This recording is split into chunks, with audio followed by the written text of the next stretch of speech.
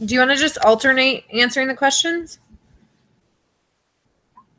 instead of both of us answering? Because, like, what is the purpose of the program? Both of our answers are going to be pretty similar.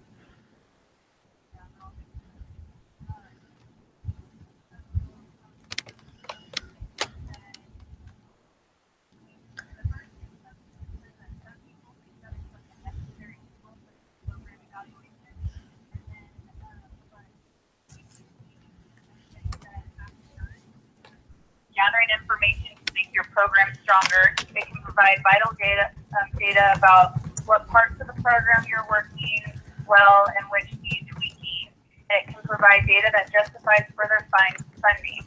It can provide priceless information about how to match program options to program clients. Evaluation is your friend, it says. So, and then also it says that it is more than just a pre-test and post-test numbers and charts. So to me, it's helping the instructor do better on their presentation, basically.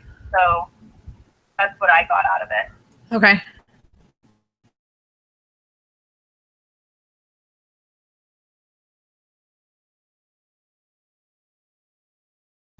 Okay. In the program Family Life Education before assessing the FLE program. Well, because somebody, so like you have to know what, like, our learning goals help us know if we're teaching what we should be teaching. So the assessment is based off of those learning goals, whether they were met, and if they were met in enough detail, or if there's more necessary detail. So, I mean. And then there's this quote that I wrote down and I highlighted from the reading in this section. It says, a difference in vision can also lead to meaningful discussion about the core purpose that unites the work group. So I think that was really cool because, like you said, like the test, if you're not prepared, you're not going to do your best. And it's the same thing with presenting. If you don't practice or you do your research, or it's not going to go correctly. And then also, someone in your audience could bring up something and you just have no thoughts or anything on it because you didn't practice and prepare. Right. So number 3, what are some basic things about your Family Life Education program you would like to know in order to improve the program's effectiveness? What questions would you need to have answered in order to improve the program? This one, like, stumps me because I didn't really think of anything, but the only thing that I could think of to, like, improve the program, like, I was thinking in, like, the school, like, BYU form, is that they could talk about a lot of the things that are coming up in the world now, and the one that I thought of was, like, gay marriage. Huge thing in the Family Life Education program. Like, no matter what, it has to do with family. This is going to be, like, the biggest thing now. Right. I think that is, like, an obstacle that we could improve on, like, just for, like, one of the classes or, like, a topic in a class. I think that's important, but I didn't come up with anything else. That I don't know if you have anything off the top of your head, too. I'm just rereading it. So what are some basic things about your Family Life Education? I mean, I think really a semester isn't enough time to know enough information about a given topic to teach, like, an adequate family life education. Like, yeah, we're doing it for the purposes of the practicum, but I mean, a lot of family life educators pick one topic and that's what they do for, like, the majority of their career. Even if they stop doing family life education and progress into, like with our degree, you could go do policy work, or working with government entities to help with family and stuff. A lot of people, they concentrate on one subject, and I think BYU gives us, like, the overall reaching. But I think for me, if I'm going to continue on in this, I want to go gain more education and training on, like, specific topics. Does that make sense? Yeah. I think that's kind of what this is asking too. Like you said with the gay marriage. That totally makes sense because, like, after you said that, I'm not going to go, like, if you were an educator in, like, marriage and family and I was in children, like, I was specialized in children, I'm not going to go try and talk to the parents about their marriage because I have no idea, like, I haven't gotten into it. So, Right. like, that's an important step to do. So, then the fourth one, it says, in a nutshell, what is your plan for assessing your family life education program? I had no idea what to write down for this. So, if you have any thoughts on this. In a nutshell, what is your... I didn't know if this meant, like, the class or just... I mean, I think it's talking about our class. So for us, the easiest way to assess ours is the survey. But I think I like that we're including on ours the comment section, because I think even in surveys, like, there's things that people would like to give you feedback on that you're not going to get portrayed through a survey type thing. So, yeah. I mean, we'll get good data from the questions, but I think the most beneficial will be in the comments section. Yeah, because I know that sometimes when I have to fill that stuff out, if it's just like a bubble, sometimes I like to like add my own thoughts to it because I like don't really agree with it, but then I don't, you know, like, so it's like in between that I can, I can put the comments of what I actually thought in the comment section. Right. The cottonwoods here are going crazy. So my allergies are. What? The cottonwood trees. Oh, yeah, you're fine. Last question for that one. So now we're on week 8. Okay. Do you have those pulled up? Yeah, I put them in my Word document. Okay. Do you want to go first? Or I can do it. How can the FLE Code of Ethics strengthen your practice and the relationship with those whom you teach? I mean, so it kind of goes along with this week's reading too. It gives us criteria of what we should be doing and what we shouldn't be doing. Like, it restrains us from moving into like family therapy type stuff. And it also protects you as the family life educator and as well as your participants, like, from anything that shouldn't happen, I guess. Yeah, especially since nowadays everybody's, you know, getting sued and all that stuff. Right. So I think that it does protect both parties. Yeah. That's basically what I said too. What specific principles captured your attention and why? I wrote down the virtue ethics, like the 3 that they mentioned, like caring, having practical wisdom, and like hope and optimism. And those just stuck out to me because, like, as a family life educator, you kind of have to have those things. Right. And, like, you have to want to help someone and things like that. A lot of people don't have that, like, that caring and desire to help someone. And if you do, then that's a perfect thing as a family life educator. Well, and I said those things down in this week's questions, where it asked you the 3 words to describe family life education.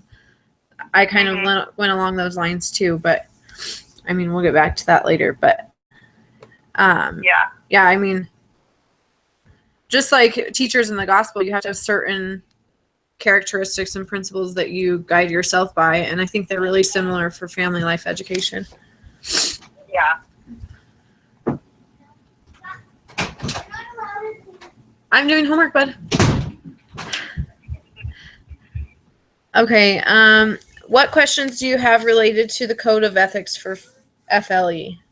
I mean, that's hard because they're pretty straightforward. I mean, this is what you're supposed to do and do it. Or, I mean, like, if you're in a setting, you won't have a job for much longer.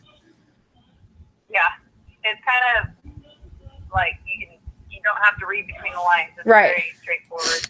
Right. Okay, do you want to do number 4 then? Yeah. How is your value system likely to influence you as you teach? I mean, I think for us, especially in the setting that we're teaching, especially to LDS couples, we're obviously going to be led by the Spirit. But I think that could be the case even if you are just teaching a family life education at your community center. I mean, we're not going to go up there and stand up and say that things that we don't believe in are okay, but we'll stick to the cognitive knowledge that we do agree with, and we'll encourage that and encourage those methods of family, strengthening families. But we can't stand up there and say, yes, do this because the world says it's okay, So we kind of stick to what we know and we believe as well. Yeah. And it's just finding a balance and a way to portray that in a manner that people, I guess, feel is okay. Mm-hmm. If that makes sense. Like something similar down. I was like, you have to live the life the way that you believe, because in our church we say that you have to be an example no matter what time or place or anything. And right. I think that's true when it comes to the family life education, because if you don't believe in something that you're teaching, right, then why are you teaching it? So, and I think especially like you said in the world, just because the world believes it doesn't mean that it makes it okay. Right. So I think that's super important to live what you believe and as an example. And then number 5, how would you approach working with someone who has very different, even contradicting values from your own? Well, basically, I just thought about this like the church. I think everybody's come across this, whether it's like a very small thing or a very huge thing.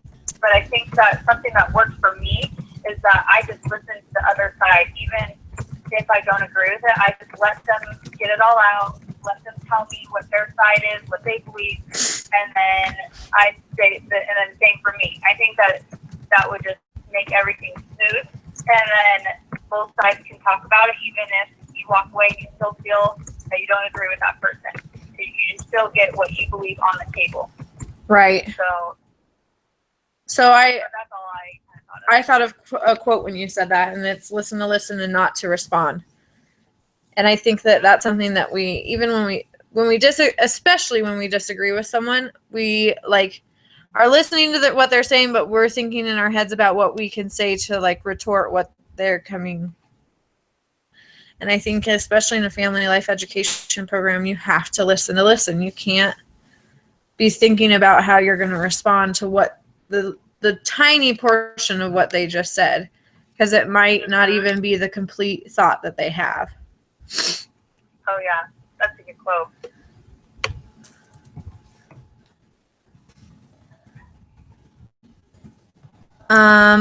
As you provide family life education, regardless of whether you are developing and teaching a family life education workshop or you are teaching through the family relations program, do you see potential ethical dilemmas arising? If so, what are the dilemmas? I think, again, this is where that crossing into the family therapy side of it, especially when you're doing the family life education, you have to be super careful because there's a lot of ethics that it could cause issues with. And it can do the direct opposite of what we're trying to do through a family life education program, and it can have the reverse effect of what we're trying to do. So I think that especially as family life educators, to avoid those ethical issues, you need to make sure that you're concentrating on the cognitive side of things and not the feelings and expressions and stuff like that, like the text suggests. Yeah. I like that you said that you can't go off of what you're feeling, because in some of the ethics, if you go through them, it has to do with kids and things like that. And I think that as a mom now, right, I've always loved kids, but now that you've had kids, I feel a lot different and more protective. And I think that if I was going to go into something like that, that is so hard not to do. Right. To feel personal about it. But the one that I wrote down was one of the ethics that it was culture, beliefs, backgrounds, and differences, and engage in practices that are sensitive to the diversity of children, child rearing values, and goals. I think that one's going to come up a lot, just because the changing world. Not everybody believes the same. Everybody's religion is different nowadays. And I think it's what you were saying, though, about the feelings. What I believe is not what someone's going to believe. And so that you have to respect what they believe and where their background is and things like that. And you have to leave your values and beliefs like at the door. So Right. I think those kind of like going hand in hand, and now in this generation especially. Okay, so number 7, it had to do with one of the things we had to read. Yeah, And so, did you do the reading for 7? I did, but I mean, Yeah. it was so long ago, and I didn't write these down because. Yeah. It was weird, but it was from the Palm, one, whatever. yeah. I think that was the author, yeah. So then it says, how does the sensitivity to the effects of one's intervention on the welfare of others create a higher standard than what mandatory ethics may provide, which tends to really specific a code of moral conduct? So this question to me, what just stuck out to me was the word mandatory ethics. I think that like some people, they think of their job as I'm doing my job and I don't care if I like it or, anything like that. I think I'm just doing my job because I get paid. But in a family life educator, I think that you have to actually care about the people that you're helping and all those things. I don't think it's a mandatory thing. I think that you should be doing it because you care. Right. Not because it's mandatory. And that's what I kind of wrote for that. It stuck out to me was that word is mandatory. I agree with that. I mean, I think that's where you see a lot of problems arise, especially in family life education. I mean, you could tell, just a few, I guess, workshops that I've been to in my adult life, you could tell when somebody cares about what they're talking about and when they don't, and you get a lot more from the people that do. That's true.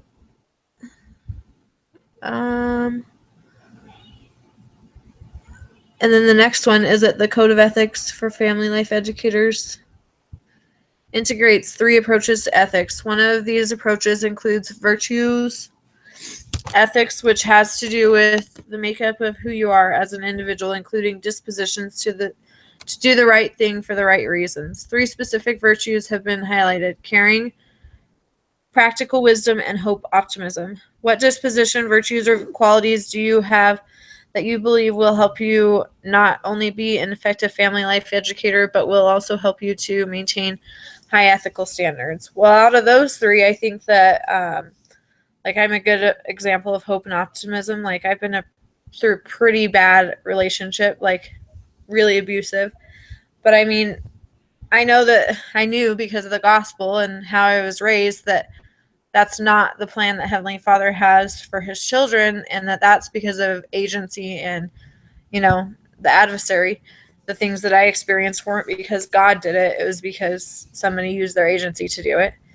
And I think in the family life education aspect of it, I had hope that I would be able to have a positive relationship and that my kids would have positive influences in their life. And so, I think as a family life educator, I could be encouraging and, even if I was working with domestic violence victims, I could say, there's more to this. Like you've experienced an awful thing, but there's hope. Like you can go through counseling. It took me 2 years, but Yeah.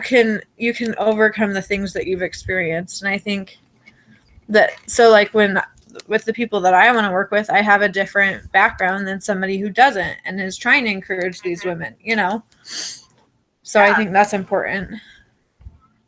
Oh yeah, I think that's definitely important because even in small little things, people are like, you don't know how I feel, but you really do. Right. Because you've been through that and you've gone through all the pain and the suffering and starting over. Right. And you know how it feels. So, I wrote down caring towards people.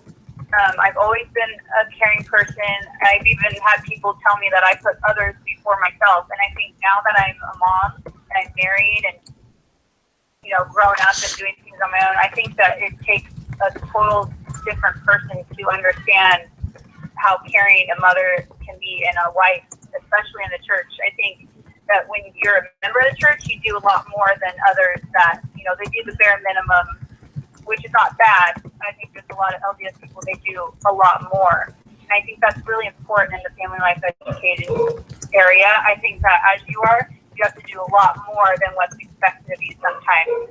Right. Like the other question, the mandatory thing, I think that, I think when you are a life educator, you need to be very caring and all that stuff. But all of those are really good, in my opinion. Right. Okay, so week 9. In a nutshell, what is the basic purpose or goal of this article from Myers, Wells, etc.? I basically said that it was like in depth of like what those things are, like the family life education and like family therapy and like all those things. And then it talks about like the levels. So that's basically what I wrote. Did you write something else?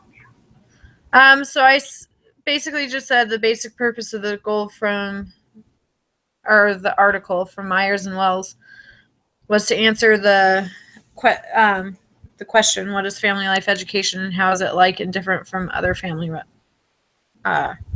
related fields?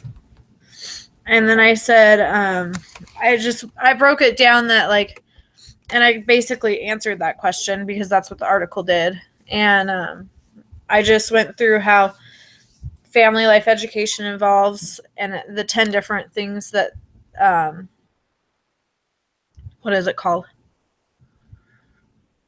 The content areas, because I think that really differentiates family life education from family therapy. Like those are the 10 aspects that we want to teach to that help as are considered family life education. And so there were those 10. And then so the next question is, what concerns do Myers-Wells have with Daughtry's model? And I said they had 3 concerns, and the 3 concerns was it conceptualizes family life education and family therapy in a hierarchical relationship. It presents a description of FLE that is inconsistent with established definition. It distinguishes between FLE and FT using superficial and sometimes inaccurate criteria. I said I do agree with the concerns. I encounter these misconceptions with people as I discuss what I am getting my degree in with people who aren't familiar with FLE. Many people wonder why I didn't seek a degree in FT instead.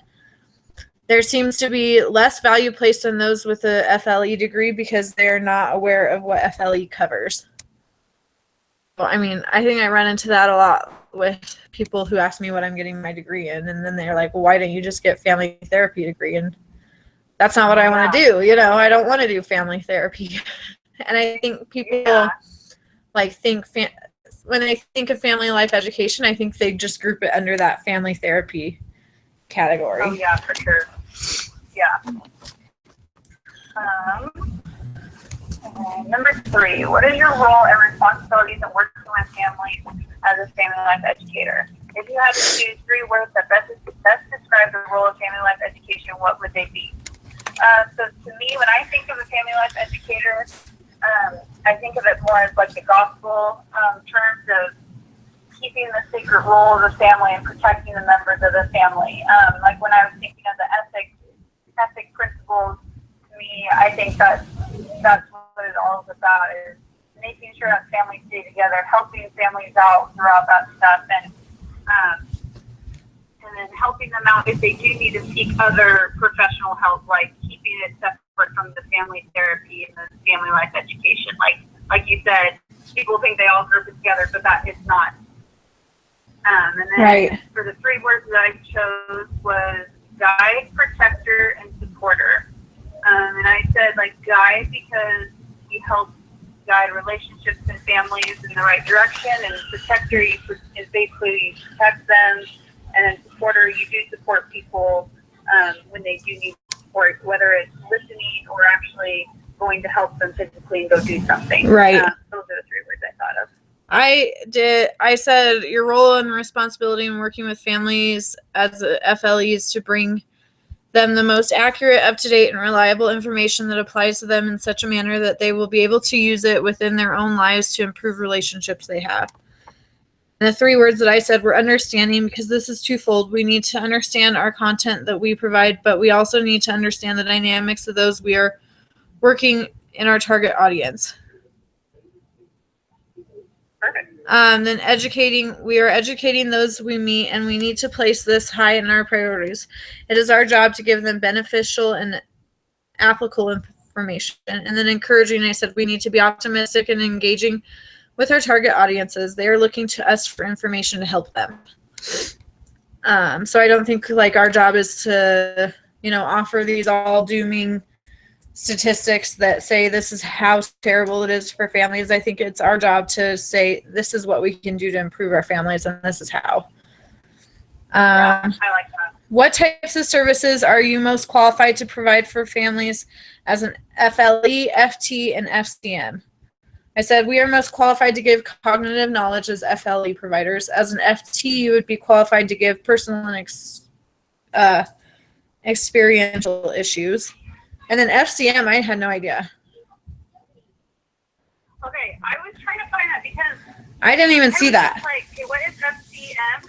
And FCM, it was like a form of social work. Oh, okay. So, to me, I just didn't see that abbreviation. children, Yeah. right? Right. Okay, that's what I was thinking. Okay, because that's like a whole new other thing. Right. Yeah, like a family therapist can't do the same thing as a social worker, obviously. No. So, but I don't know what FCM actually stands. I don't know what the acronym. Yeah. Yeah, because it just says form of social work. Right. So I don't know, but that's what I wrote down too. So why is it important that whatever our training is, we understand our limits and boundaries when we work with families? I think we already mentioned this, but it was like it was earlier in like chapter 7 when we talked about this, how like we can't interfere with other people if we're not trained on it. And right. I kind of wrote this as like I can't say that I'm a family therapist and give advice, because someone can take that and totally take it into a different direction, because I'm not a trained family therapist. They could hurt themselves or hurt other people, or just anything. Right. Yeah, and then especially in this world, like we were saying earlier, we can get sued for doing things, or things can happen. So I just think that we need to work on what we're trained to do, and then that's it. If we want to do something further with it, then go get more training on right. what you need to do. So, because it's not just your life that's in the hands, it's other people too. Right. So I found a quote in the text that said, in order to accomplish our purpose, parent and family education must have more personal depth than other forms of education, but too much depth or intensity risks harming participants, or at least scaring them away.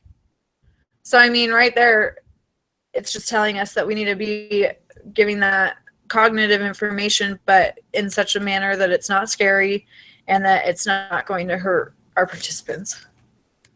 Yeah. And then the next question, or the last, I guess, does the Myers-Wells article help you to see why it is so important as a FLE to not slide into the role of a counselor therapist? Explain your thoughts. I mean, that quote right there tells you why it's so important.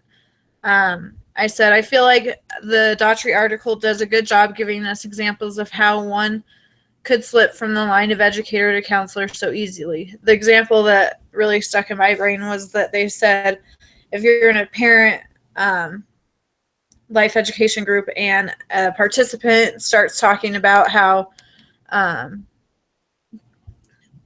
their experience with their own childhood abuse, like that's when you're going from educating them on parenting to possibly going into that family therapy mode. And that's exactly. Like, you need to be able to get the class back on target, because there are going to be things like that come up, but you need to be able to like redirect and get things back into the realm that you're wanting them, I guess. Yeah, exactly. I wrote down that it helped me because, it shows that you're not an expert. And then, like, in this generation, I know there's a lot of people that just because they had one experience with things, that makes them an expert, and they give advice and they tell people this is what you need to do because that's what they did, but not everybody's the same. So Right. I think that as a family life educator, it's super important to keep to your role, especially if you've never had trained, just like, family life education is not the same as family therapy, like we were saying earlier. So I can't give someone advice that a therapist would do. So I think that it's super important to remember that you're not an expert in everything about family. Right. So, yeah, that was a good read, though. Yeah. It puts in perspective, like you said, everybody thinks that our degree is everything, but it's Right. not. Right. So, okay.